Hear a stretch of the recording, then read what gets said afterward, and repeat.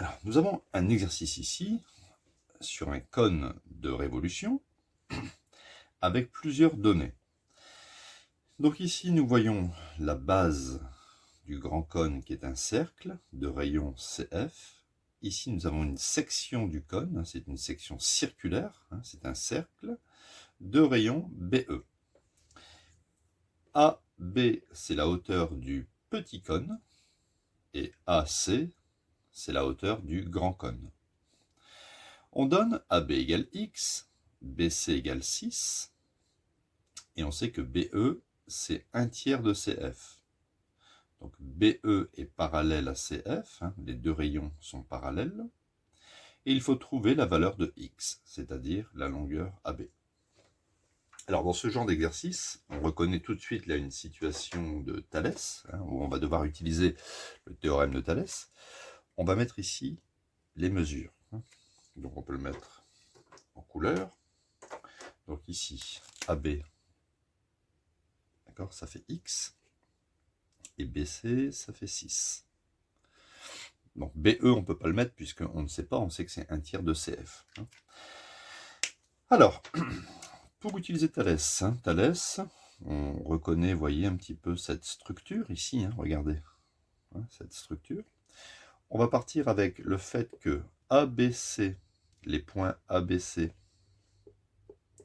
sont alignés. Les points AEF sont aussi alignés dans cet ordre. De plus, par hypothèse, je sais que BE est parallèle à CF. Quand BE est parallèle à CF. Donc après, il faudrait écrire, donc, d'après le théorème de Thalès, on a.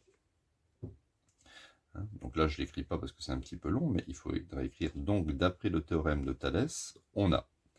Alors, on va écrire l'égalité des rapports. Donc, on démarre toujours ici de la pointe qui n'est pas sur les parallèles. Donc, petit sur grand, AB, petit sur grand, donc vous démarrez de la pointe sur AC, est égal à petit sur grand, donc AE sur AF, voilà, est égal à petit sur grand, BE sur CF. On remplace, on sait que AB ça fait X sur AC. Alors AC, on ne l'a pas, mais on sait que c'est, je vais l'écrire ici d'ailleurs pour l'expliquer, AC c'est juste AB plus BC, c'est-à-dire X plus 6. Voilà. X plus 6. Alors, il y en a beaucoup qui se trompent. Beaucoup de personnes écrivent AC égale 6. Ils ne font pas attention, parce qu'ils se disent, voilà, on a eu 6 dans l'énoncé, donc c'est 6. Il faut faire attention. AC, c'est AB plus BC. Donc est égal. Alors AE et AF, on n'a aucune donnée, donc on ne l'écrit pas. Et BE sur CF, alors on sait que BE, c'est 1/3 de CF. Regardez, je vais l'écrire ici. Je sais que BE, c'est 1/3 de CF. Donc éventuellement, je peux écrire 1/3 de CF divisé par CF. Et on peut barrer. Ou alors, à partir de ça, vous dites, ben voilà, si je divise par CF de chaque côté, regardez, si je divise par CF de chaque côté, BE sur CF, ça fait 1/3. C'est pareil.